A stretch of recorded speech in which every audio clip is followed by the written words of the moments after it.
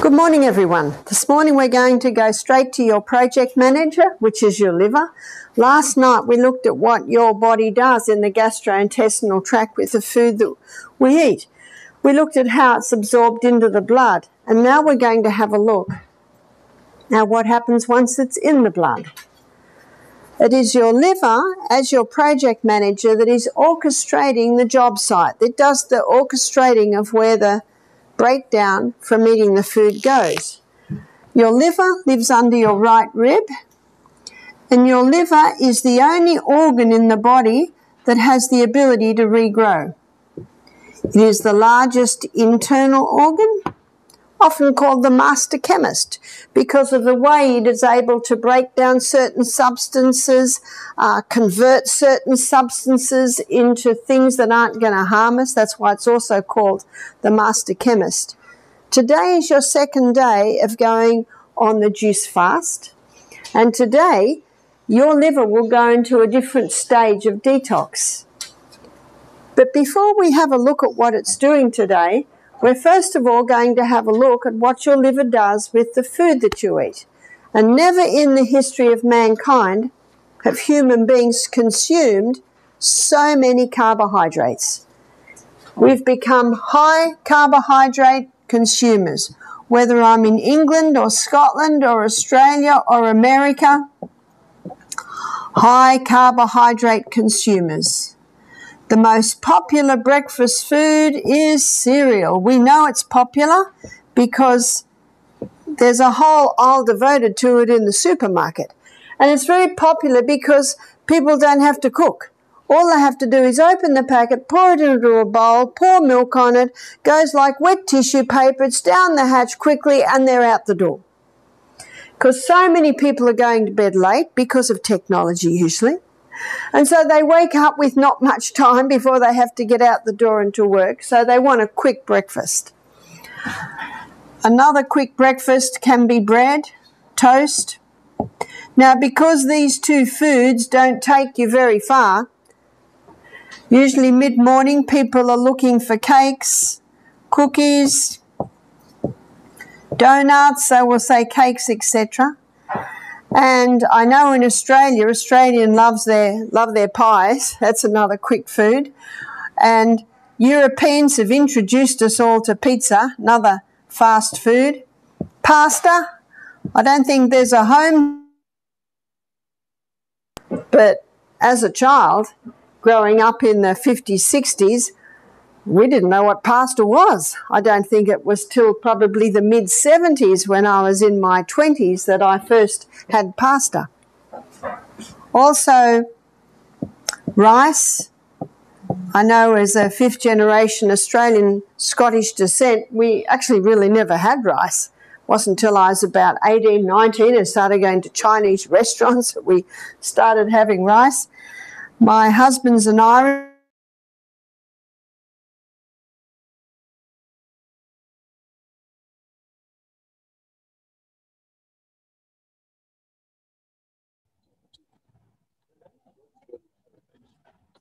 Just easy. And people are so busy today, they don't have time. And that's quick and it's easy and it abounds. In the gastrointestinal tract, as we saw last night, all of these foods break down to a singular structure called glucose. And as glucose, it now can be absorbed into the blood.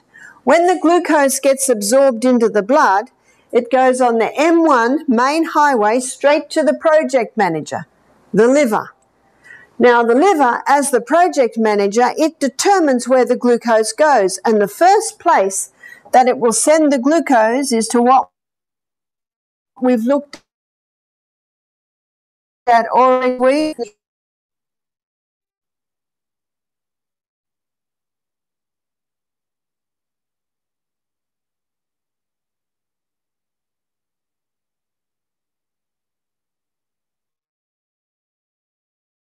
Glucose gets sent into the cell. When it goes into the cell, it goes through a 20-step pathway. There are 20 little chemical reactions which produce 2 units of energy. That's in our eyes, it's in our ears, it's in our brain, it's in our muscle, it's everywhere. The food we eat breaks down, goes to the cell to give energy.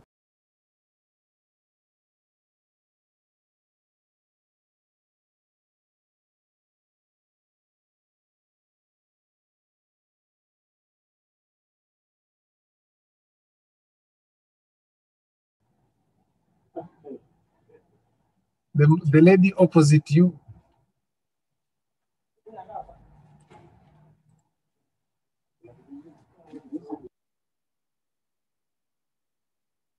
Lecture, we're going to be looking at pure air, and I'm going to explore the effect of oxygen in detail. But today, we're following the journey of glucose.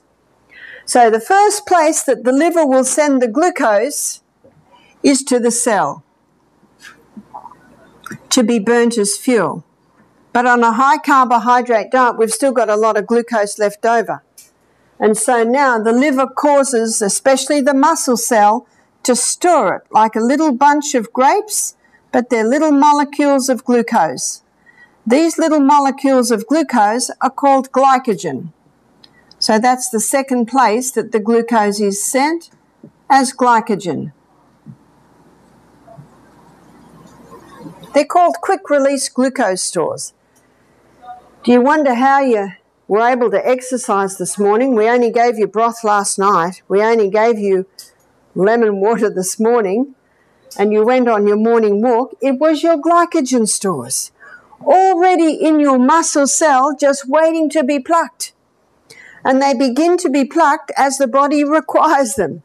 And as you started walking and your muscles started working, they needed more fuel, more oxygen, and being outside in the fresh air, you were getting lots of oxygen, and these little glycogen stores were plucked. That's why the best time to walk is before you eat, because if you walk after you eat, a lot of your body's energies is going to digestion. That's why you shouldn't swim or dive in a pool or the ocean straight after you've eaten, because you'll take the blood that should be digesting away to the working muscles, to the skin. But on a high carbohydrate diet, we've still got glucose left over. And so now the body stores that glucose under the direction of the liver in the most amazing fuel depot in the body. It's called fat cells. And what's happening to Americans on their high carbohydrate diet? They're getting bigger and bigger and bigger. That's the third place that the liver will cause all the excess to be stored, is as fat. And since probably the 80s, the message has gone out from nutritionists, if you want to lose weight, stop the fat. Now, I've just shown you basic anatomy and physiology here, basic biochemistry. Is it the fat? No, it's not the fat. It's not the fat. It's actually this excess glucose that the body can't use forces the liver to store it as fat. In the 1850s, a man called William Banting, a businessman, was putting on weight. He went to a very famous doctor called Dr. Claude Bernard. Claude Bernard was actually a contemporary at the time of Pasteur and Beauchamp, as we looked at yesterday. And he believed, as Beauchamp did, that germs don't cause disease, they're the result of unhealthful conditions. So William Banting went to Claude Bernard to get help to lose weight. Claude Bernard did what Banting thought was a strange thing. He took him off all carbohydrates. Now, in the 1850s, it was called starch. Took him off all the starches. So what did he eat? He ate a high-fibre diet, lots of vegetables, with the exclusion of the highest carbohydrate vegetable, which is potatoes. He ate a lot of protein. He ate meat, butter, cream, cheese, fish, chicken. So he was also having generous forms of fat. So this was the diet that William Banting was put on. The weight just fell off him. You see, if you're not providing this quick-release glucose from the carbohydrates, your liver can convert protein and fat to glucose, and your liver can convert the stored fat back to glucose. That's called gluconeogenesis, creating glucose from the storages. So William Banting was never hungry. He had lots of energy. Weight was just falling off him. He was very happy with this diet. So he wrote a paper on it called The Bant. He called it The Bant. And today we'd say it went viral, but there was no internet then, but it became very popular.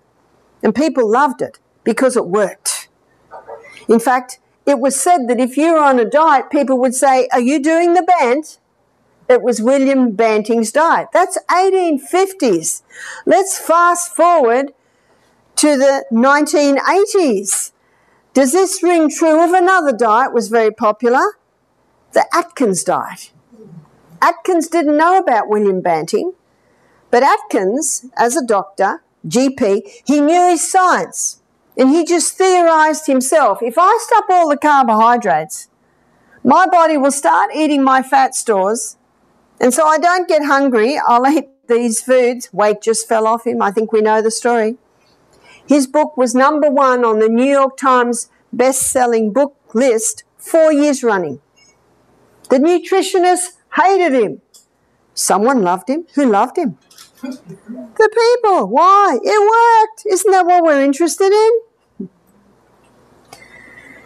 Today, there are many books. You've got the FODMAP diet, the paleo diet, you've got the zone diet, the beach diet, you've got Bruce Fife books, and they're all saying the same thing. And in the multitude of counselors, there is safety. Now, Atkins, after a year of putting a lot of his patients on this diet, which he did because of what happened to him, again, same with Banting, weight just fell off, lots of energy, not hungry. Atkins was puzzled. So he actually went into the research books to find out why in detail. And he discovered, and it is true, that these are the 3 essential food groups. Whenever you see the word essential, it means body cannot make it, you've got to put it in. As we saw last night, the gastrointestinal tract needs the fibre to sweep it and to stimulate movement. If the colon stops, the body doesn't work long. You've got to get the waste out. But it is in the fibre part of food where you get a concentration of your nutrients. When I was a little girl, in the 60s, my mother peeled everything. Everything. Apples were peeled, potatoes were peeled, carrots were peeled. Today we don't peel, do we? Because it's been discovered. Now I do peel it. I do peel a banana, and I do peel a orange and a pineapple, but God has given us common sense, yeah? It's in fact in the potato, it's underneath the skin is the concentration of the highest amounts of nutrients. So fibre is essential because of the colon and because of the concentration of nutrients. Atkins found that protein was an essential nutrient. Yesterday we looked at the DNA. The new cell is built up from the amino acids, breakdown from the protein. Crossword bands on the DNA, amino acid, breakdown from the protein.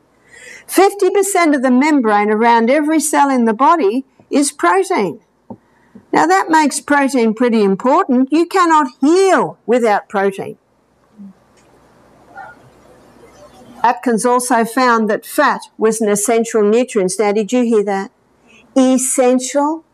50% of the membrane around every cell in the body, whether you're 100 pound or 300 pound, it's 50% fat.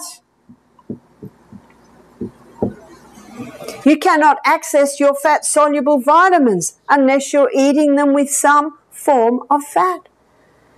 The brain cell, the membrane around that, is 70% fat. Do you know what the fattiest organ in the body is?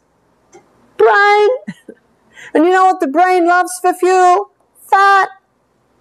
Is this fat-free phobia, this fat-free diet that Americans have been spun as a lie for so many years is that's what's contributing to the Alzheimer's, the dementia, the Parkinson's, the multiple sclerosis, the actual mental illness we're seeing?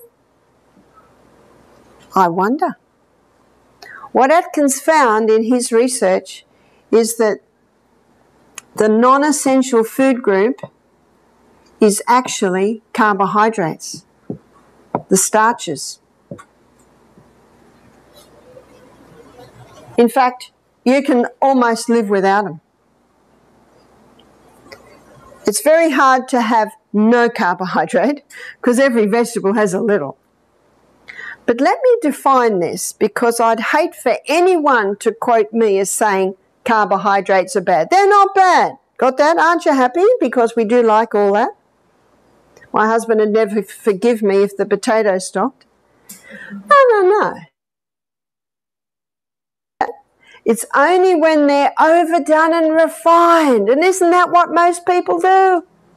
On this high carbohydrate diet, people are overdoing the non-essential and actually missing out on the essentials. This is one reason why so many are sick. So as a non-essential, this is the negotiating part of your meal. And the negotiations change depending on your size. Last week I stayed with a man who was 6'10". He needs more carbs than me. His son was 6'6". He needs more carbs than me. So you see, your negotiation depends on your size, depends on your age, depends on your fitness, depends on your weight, depends on your sex, depends on the amount of physical and mental output you're doing in the day. It's your negotiating. I was pregnant or breastfeeding non-stop for 14 years. I ate more carbs then than I eat now. In fact, I eat very little carb. Why do I do that? I love the results. Weight stays the same, brain is sparky, everything works. And what does the Bible say? Prove all things in 1 Thessalonians 5:21. Prove all things and hold fast to that which is good. If it works, do it. There's an old Aussie saying, it's if you're on a good thing, stick to it. But where the negotiations would change the most would be health status. So if someone wanted to lose weight quickly, what would they drastically drop? Carbs. And with no detrimental effect to the body. Last year on Catalyst there was a documentary called Fat or Fiction. And there were professors on there just blowing this theory that fat is bad. It's actually essential. And one professor of nutrition, he said, you can actually live very well without any carbohydrates. But again, we don't suggest you do, but maybe initially to lose weight, you'll stop them all. And if someone wanted to conquer diabetes, what would they drastically drop? The carbs. And unfortunately, how many nutritionists tell diabetics to eat what? Wholemeal rice, wholemeal bread, wholemeal, lots of carbs. Oh yes, the complex carbs are superior to the refined, but you can still overdo the complex. But so if you wanted to lose weight, conquer the diabetes, we've seen many people conquer diabetes. We had a chap here last year in June. He came on 90 units of insulin a day. After 2 weeks being here, he left on 10 units of insulin a day. He contacted me, that was June, he contacted me August off all his insulin. And he'd sit next to me every meal and say, have I got too many carbs? Have I got too many carbs? And I said, 2 potatoes, give me 1. He said, whatever you say I will do. Do you know that's why he got results? There is a formula. If you abide by the formula, you'll get the results. But probably the most applicable would be cancer. You see, cancer cells consume 15 times the glucose of any other cell. Cancer cells are living up here in this very fast pathway, not giving much energy, don't have to have oxygen. Cancer cannot survive in the presence of oxygen. You see, Dr. Atkins discovered that all his cancer patients were going into remission. I don't know whether he realized at the time of writing his book or the time of his death, the full ramifications of that. As Dr. Holland says in the book, The Germ That Causes Cancer, when you deprive cancer cells of glucose, they self-destruct. We've had some very impressive turnarounds of people stopping all carbs. In fact, you'll see this in my book, but I suggest if someone has cancer, no fruit for 6 weeks, very little carbohydrates for 6 weeks. It's designed to give a sledgehammer knock to cancer cells. Every book that I have quoted says, stop the carbs, high fiber, but the protein and the fat is meat, butter, cream, cheese, eggs. Can you do it on a vegetarian diet? Because I'm obviously a vegetarian. You can. Let me show you.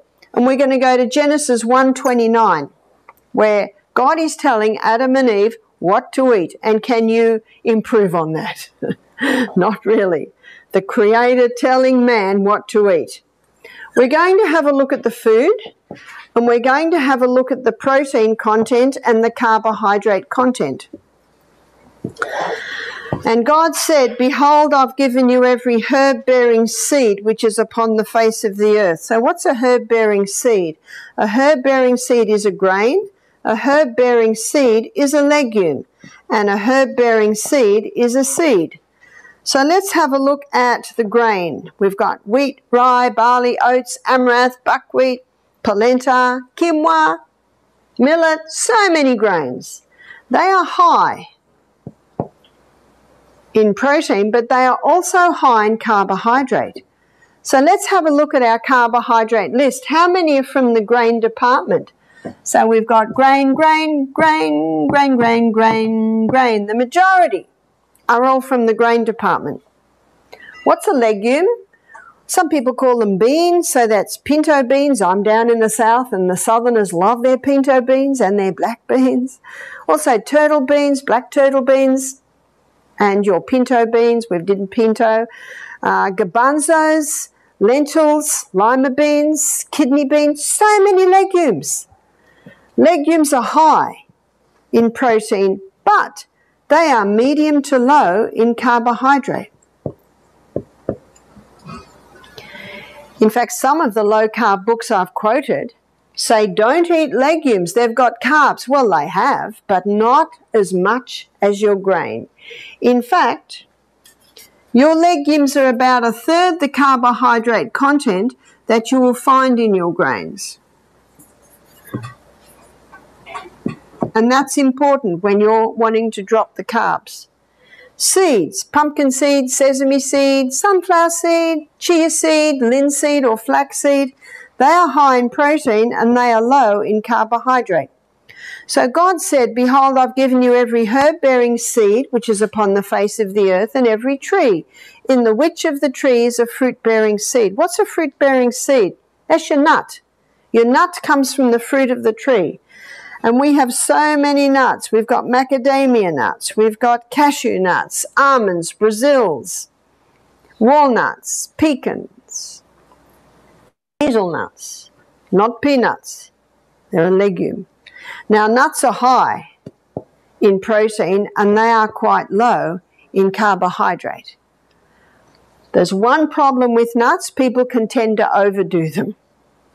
We should be having a handful a meal. Are you ready for the handful? Fingertips touch the palm of the hand. So that probably averages people, say, between 8 and 10 nuts per meal.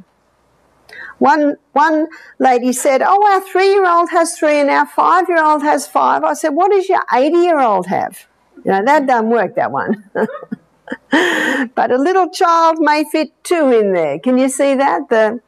And my friend who was 6'10", he's got a big hand. He can fit more nuts. He needs more nuts. That's a good guide. So my suggestion to ensure you're having the adequate 3 essentials is to increase your legume, nut, seed part of the meal. And to ensure you don't overdo your non-essential, decrease the grain. And the meals that we serve you from tomorrow on will be an illustration of how you can do this. Never negotiate your fiber, protein and fat. Negotiate your carbs. That's how you can do it on a vegetarian diet, and you can do it very well on a vegetarian diet. In fact, one nutritionist in America, he said, when vegetarians stop the meat, they go to the bread. Is that right? And the pasta and the cereal. But it's not a good alternative. If you're going to stop meat, you've got to replace the meat with a protein food. And your best are your legumes. See, if you want to know how to cook legumes, get an Indian cookbook. Get a Lebanese, Italian cookbook. They never had the land to graze the cattle. And of course in India the cattle's almost seen as sacred. And so they get traditionally they got their protein from their legumes. Most people stop fat because of cholesterol. Yep. So I want to show you cholesterol. Cholesterol is made by the liver. And 60% of the cholesterol that the liver makes is made from glucose. And 20% of the cholesterol that the liver makes is made from fat.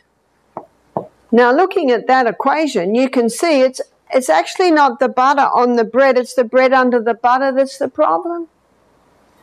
Now, the theory that cholesterol and saturated fat cause heart disease has never been proven. Did you hear that? And yet everyone's affected by this theory. There's a man called Ansel Keys. He's a medical journalist. And he presented the theory. And in his own words, he says, we're still waiting for the research. Is that true science? Does that mean we have been spun this lie for all these years and there's actually no proof? In his own words, we're still waiting for the research. Now, he studied, I think it was something like 25 countries to find proof of his theory. And he had to eliminate the Maasai because the Maasai live on blood, meat and milk and 0 heart disease. Did you hear that? So he had to eliminate them. Mind you, they don't live that long. The gastrointestinal tract and other parts of their body can't, it's not a proper nutritional diet. But if saturated fat and cholesterol cause heart disease, surely they'd be the first ones, and yet 0 heart disease. He had to eliminate France and the Netherlands because they love their dairy and it's very little heart disease.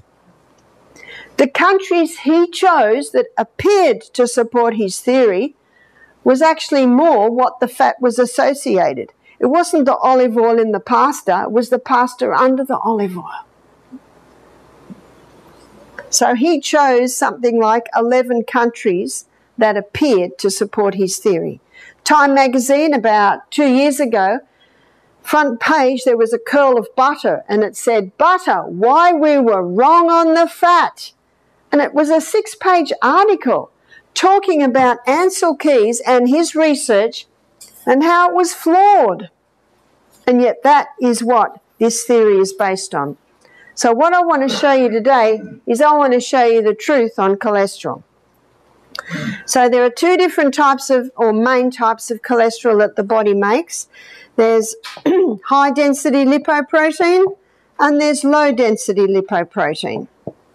High-density lipoprotein is called the good cholesterol. And the reason it's called the good cholesterol is because it is the carrier. It carries away excess cholesterol. LDL is called the bad cholesterol, but did you know that the body doesn't make anything bad? Its role in the body is that of a repairer and a rebuilder. So that's where you're going to find it, wherever there's need of repair or building. But LDL also delivers cholesterol to the brain, and your brain loves cholesterol. It's its favourite food. Do you know what the fattiest and highest cholesterol food on the planet is? Breast milk. In the first month of the baby's life, because that developing brain must have high cholesterol, high fat for the brain to develop properly. And the farmer knows that if a calf is born and the mother dies, that calf will never be strong unless it's put on another mother cow that's just had a baby. And so, because if that calf doesn't get cholesterol, it will never be strong. And if that baby calf is given the cow's milk in the supermarket, that calf will die. Scary, isn't it? And another factor in what we're seeing, especially in children with attention deficit syndrome, hyperactivity, something's happening to those brains. So let's come back and see the role that these two play in the blood. They're actually the maintenance team in our blood. Here's the artery. On the edge is LDL. It sits on the edge because of its low density. High density lipoprotein is always in the middle. Now let's say the person is smoking. There's 4,000 chemicals in a cigarette, and those chemicals can damage the arterial wall. Even medicine today acknowledges the role that smoking plays in atherosclerosis, heart disease. Let's say the person's living in a mouldy house.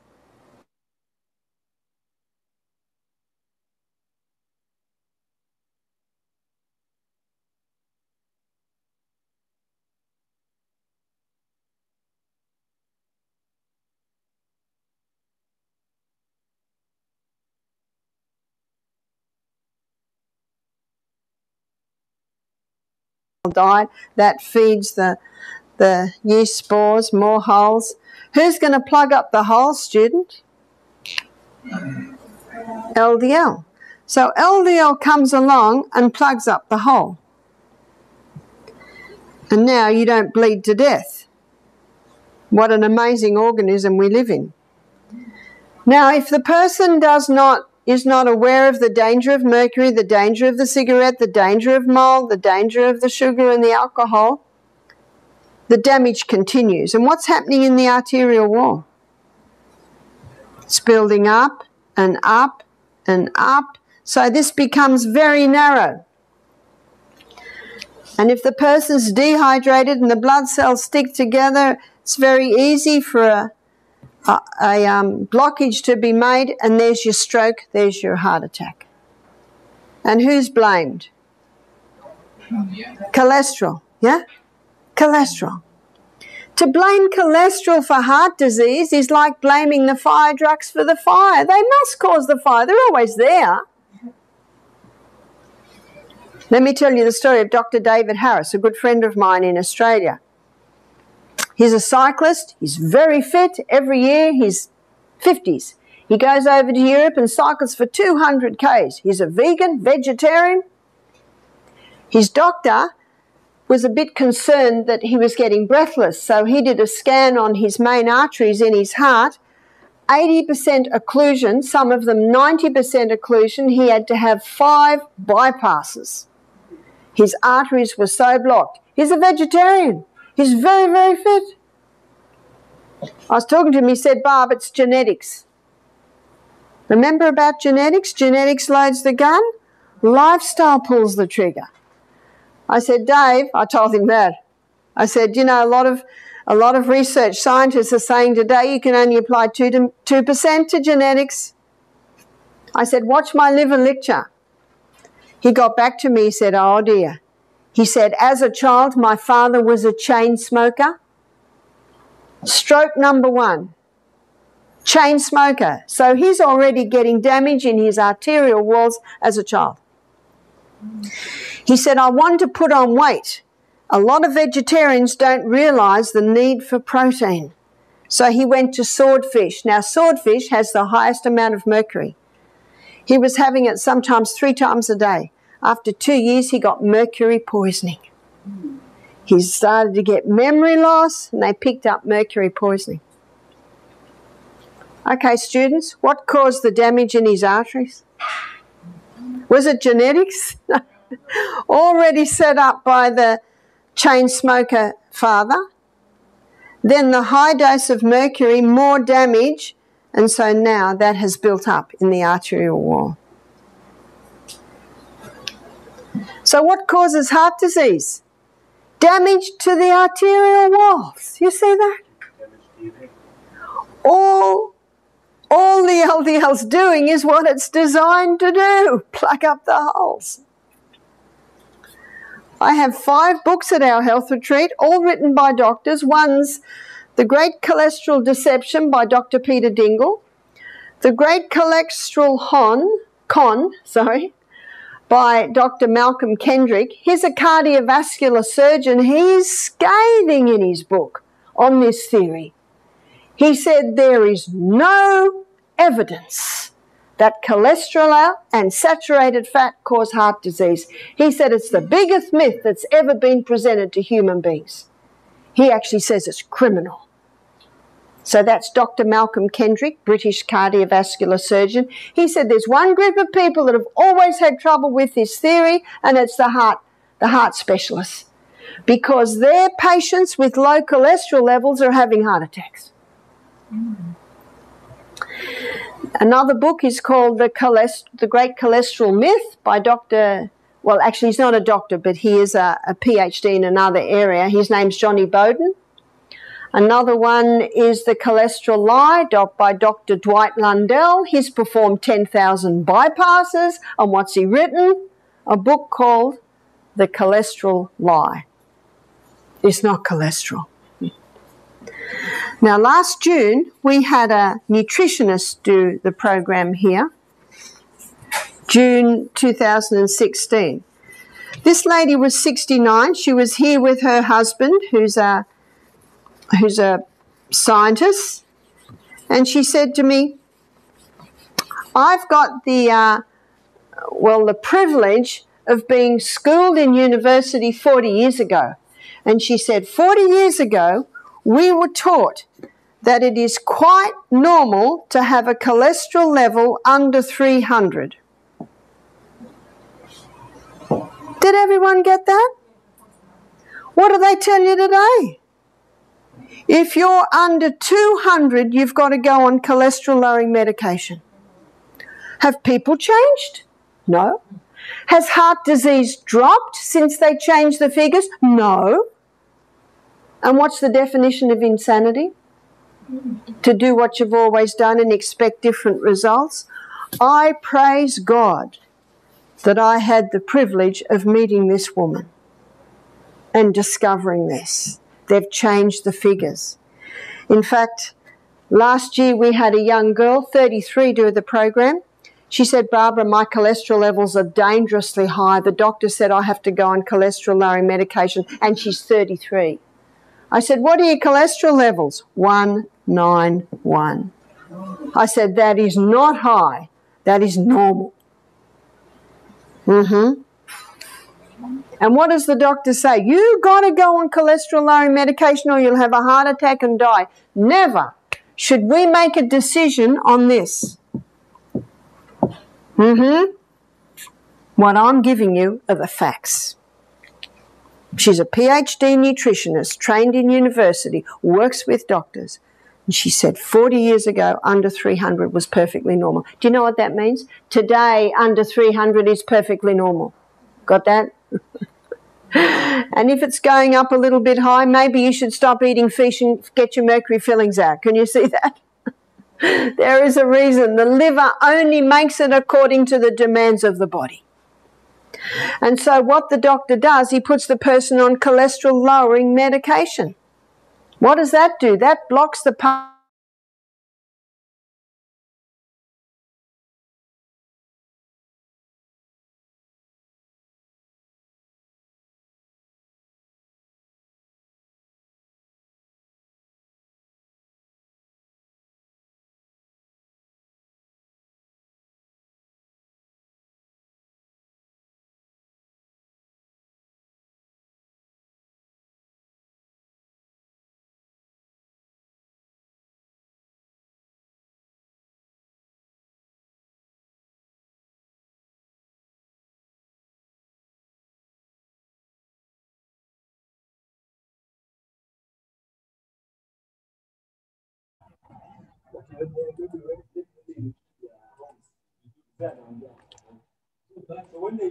is being released. It's your fat-soluble toxins. All through our life, fat-soluble toxins come into our body and they go straight to the liver, and the liver looks at this fat-soluble toxin and says, nasty guy, wrap him up in fat and store him. Then you come to Living Springs Health Retreat. The fat cells get broken down. The fat-soluble toxins once again released. That's why your breath may not be as nice as usual. Your body odor may not be as nice. What you're leaving in the bathroom is maybe a little worse. I was going to say not as nice as usual, maybe a little worse than usual. It's the fat-soluble toxins that you're releasing. And it also explains why this program's often called a detox or a cleanse.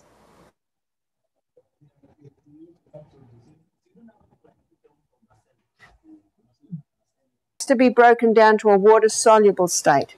And the liver does this in 3 phases. So phase 1 began yesterday on your first day on juices.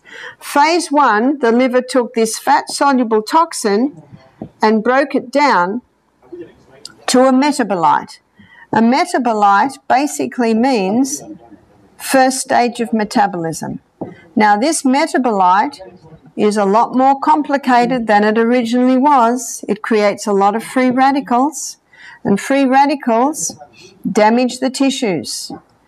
It creates a substance that is sometimes 100 times more toxic than it originally was, especially in the case of alcohol this happens, and it is highly volatile. So the comment now usually is, what's the liver doing? It's just created something worse than it originally was. It's a process. It's like when you clean out the kitchen cupboards. The kitchen looks 100 times messier than when you started. It's a process. And your liver has certain needs at this stage to cope with this highly toxic metabolite. It needs antioxidants. Antioxidants have a nickname. They're called free radical scavengers. Your most potent antioxidants are beta-carotene, and beta-carotene is found in all your green and your yellow and your red and orange-coloured vegetables. Notice that the juices we give you are either green or orange or red. So we supply you with high antioxidants. Another antioxidant, and probably the most famous, is vitamin C. I'm not talking about ascorbic acid. Ascorbic acid is in the calcium lye. Dr. Robert Thompson, he explains ascorbic acid like this. He said it's like the envelope. You get an envelope in the mail with nothing in it, it's useless. And that's what ascorbic acid is. It's the envelope. So when you buy vitamin C, it must be vitamin C containing bioflavonoids. That's the whole C. You'll also, what is also considered the third most important antioxidant is vitamin E. And you are getting your vitamin E at the moment in your protein drinks that has a little coconut cream in it. Also minerals, they're not antioxidants, so I'm going to write them sideways, but they are required at this stage, and vitamin B. So we are giving you a vitamin B supplement. We are nutritionally supporting your liver to be able to effectively detoxify you. Now, within 36 hours of beginning a detox program, phase 2 kicks in. And in phase 2, the liver takes this highly toxic, highly volatile metabolite and it joins it together with amino acids. The union of this highly toxic, highly volatile metabolite and the amino acids produces a water-soluble state.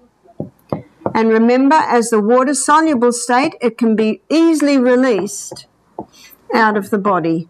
So the symbol for the water-soluble state will draw a wave in a box. Phase 3 happens in conjunction with phase 2. And in phase 3, the liver takes this water-soluble state and it releases it out via your sweat glands. That's why your most important steam bath is today. Make sure you have a good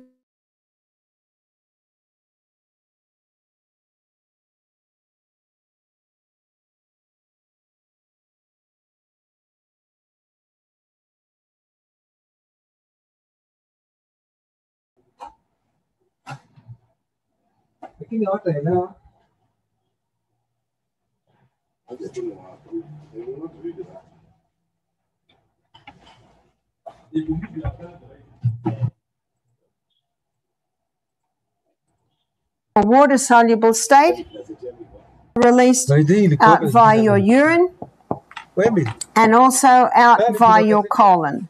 So make sure you're drinking adequate water. Ensure that your colon is evacuating every day.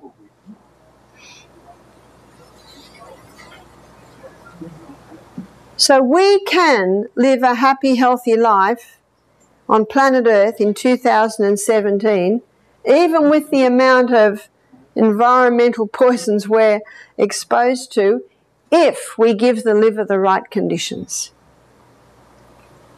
Florence Nightingale, in her book, she noted that if she had a very sick patient, they responded to two things: beef tea and raw milk. Now, what do beef tea and raw milk both contain? Protein. Now, we're not going to give you beef tea or raw milk. We're going to give you pea protein powder. There's some excellent pea proteins today. This also explains why today it is better to do a 2-day fast once a week or once a fortnight than a 10-day fast. And it's also why we only fast you for 2 days, because by the 3rd day, too many fat-soluble toxins are released, and too many toxic metabolites. A person can actually be sicker after a long fast than when they started. We had a lady come from Malaysia. She sold her house to come to our health retreat. She had breast cancer. She was only 43. Now, I always say, with our health retreat, we are not a hospital. We cannot give hospital-type care. So if someone is needing care, they will need to come with a carer. And her family said, oh, no, she's walking around, she's fine. You know, after the plane trip, she was just about on a stretcher. The plane trip had just knocked her. She was very thin, you know. Her arms and legs were very thin. On her breasts were 2 huge tumours. When I saw her, I thought, whoa. And then I investigated. She'd been on a raw diet, juicing raw for 2 years. And on that juicing and raw diet, she was giving her body a lot of antioxidants, producing a lot of toxic metabolites, but with no protein to back it up. No protein to mop it up. No protein to convert those toxic metabolites into the water-soluble state. Did you see that? So I did not fast this lady. In fact, I put her on a meal that had a lot of vegetables, a little raw cooked and a little raw, and protein. She had either organic non-GMO tofu, or she had lentils, or she had some sort of bean, and at the end of every meal, her dessert was a little handful of nuts. Oh, she was so happy. It's as if her body was starving. I would like to suggest that these metabolites she was creating is what formed these huge tumours on her breast. We wanted to put her in the sun, but if we put her outside, the flies just... So we put a hat on her with a little mosquito net on it so she could get some sun. I took her straight to the doctor. The doctor said, what do you want me to do? I said, just acknowledge. Because I have to tell you the truth, I did not think she would last 24 hours. But you know, as we started to build her up, she began to respond. Her energy started to come back. She began to walk a little bit. She was dying of malnutrition. And the toxic metabolites were making things worse. And when someone's that thin and that weak, a raw diet doesn't do it. We had to give her some cooked food, which is partially broken down. Myself, I aim for half cooked, half raw. If I have a 300-pound person come, they can go on raw diet for a period of time. Can you see? You've got to play with this. Doesn't go well for everyone. She began to get nourished. She was with us a couple of months. I said to her family, if I were you, I would take her home, because she was in such, an advanced state. I don't know whether she'll make it. And if she passes in Australia, what are you going to do? And everything we are doing, you can do in Malaysia. She was now strong enough to cope with the plane trip, and she coped quite well. Her poor body had nothing left. In fact, because she didn't supply any protein, and that's what phase 2 needs, is protein, her body had started to break down her muscle stores to try and provide the protein to try and mop up some of these metabolites. She contacted me 3 months later. I couldn't believe it. I didn't think she'd last 3 months. I can't tell you any more because we didn't hear again. But it's an illustration of how living today, 100 years ago, you could go on a week's fast, but not today, because we are dealing with so many fat-soluble toxins. In fact, we need more protein today, because remember what the protein does? It actually joins together with this toxic metabolite to produce the water-soluble state. I gave this lecture one year and a man said to me, this is very interesting, but it's not for your academics. He said, it's not for your lay people, it's only for your academics. I said, lay people have livers too, you know. Huh? Too long, much of this information has been locked up. And that also shows us how we need the high fibre. There's all your vegetables. Generous proteins, legumes, nuts, seeds, healthy fats to support the liver. One man said, Barbara, if I have legumes, no one wants to come near me. I said, well, they need to be properly prepared. You need to throw away the dirty water. You know what the dirty water is? I think it's called pot liquor. Is that right? Throw that dirty water away. Have a nice, beautiful sauce. When they're 3/4 cooked, put them in your sauce. And when they start to break down, they're in the sauce. And you can put a little bit more water in there and get your pot liquor.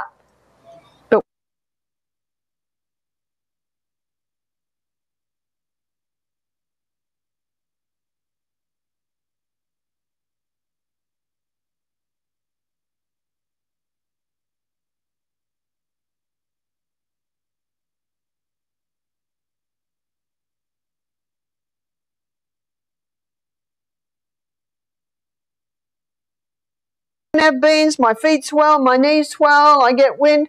They had my beans and they say, my feet aren't swelling, my knees aren't swelling.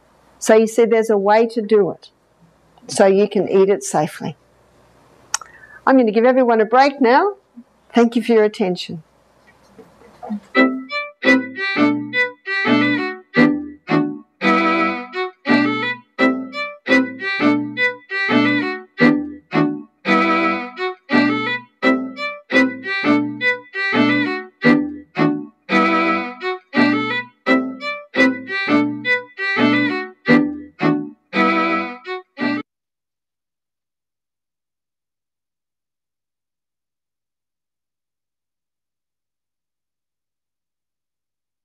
O soul, are you weary and troubled?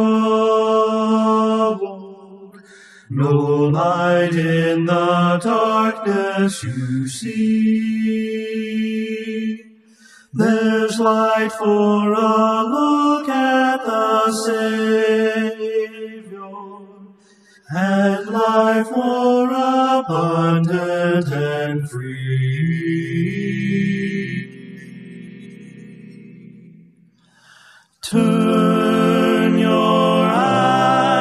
upon Jesus.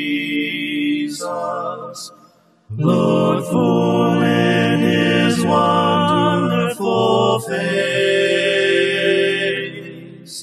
and the things of earth will grow strangely dim. In the light of his glory and grace, his word shall not fail you, he promised. Believe him and all will be well. Then go to a world that is dying, his perfect salvation to tell. Oh, turn your eyes upon Jesus. Look full in his wonderful face, and the things of earth will grow strangely dim. In the light of his glory and grace,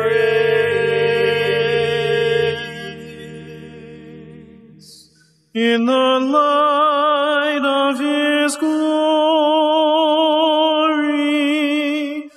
and grace. Glory and grace. Glory and grace.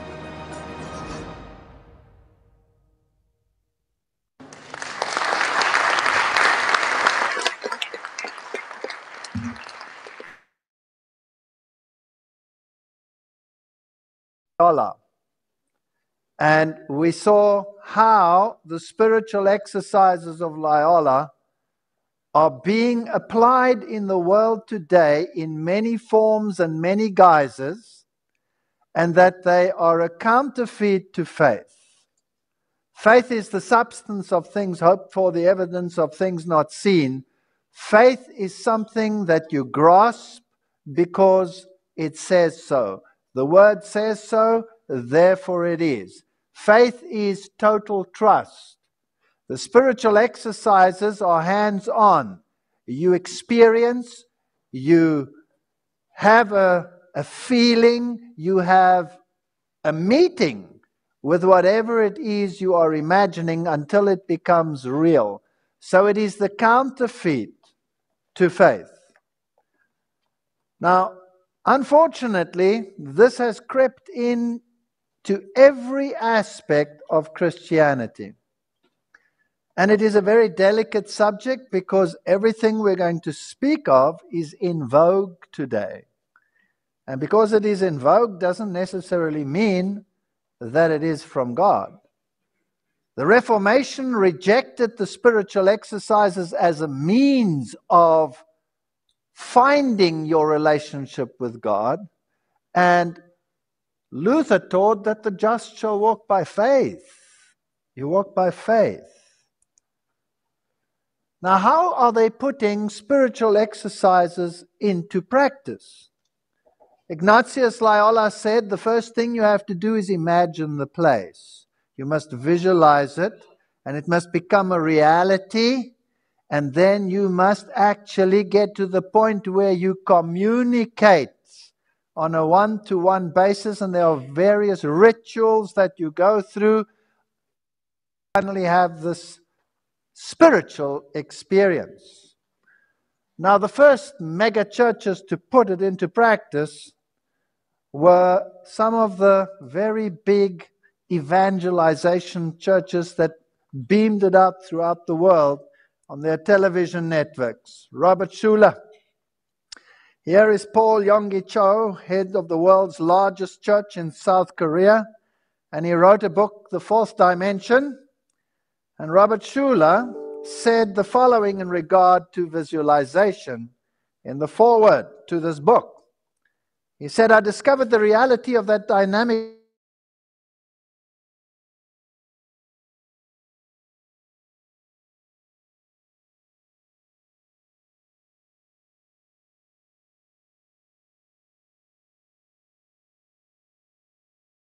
imagining. I've just given you too many findings. No.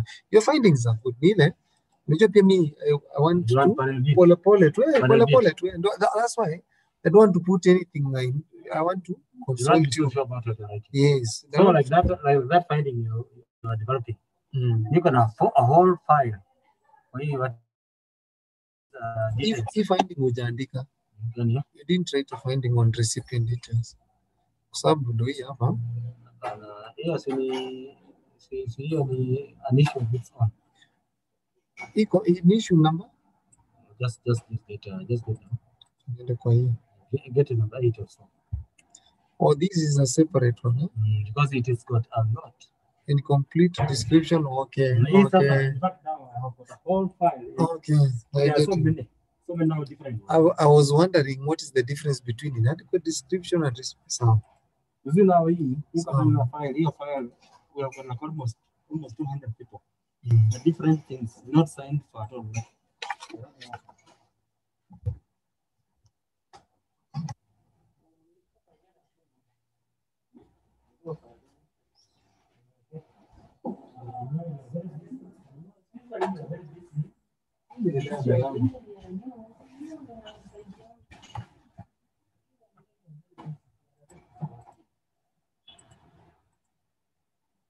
Is it like I think this is not from Bija?